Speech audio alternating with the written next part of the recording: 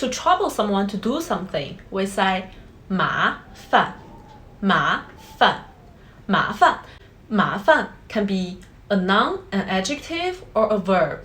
For example, 抱歉给您添了麻烦抱歉给您添了麻烦 Here is a noun, sorry to have caused you trouble. Or you can say 这事儿有点麻烦这事儿有点麻烦 which means there's gonna be a lot of work, it's gonna be complicated. 这事儿有点麻烦 And also you can say 能麻烦您把纸给我吗能麻烦您把纸给我吗 Could I trouble you to hand me that paper? Here, 麻烦 is a verb.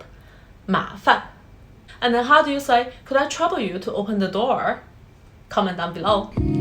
当孩子不再麻烦你的时候，孩子已经长大；当父母不再麻烦你的时候，说不定已经离开；当朋友不再麻烦你的时候，友情大概已经不在；当爱人不再麻烦你的时候，说不定去麻烦了别人。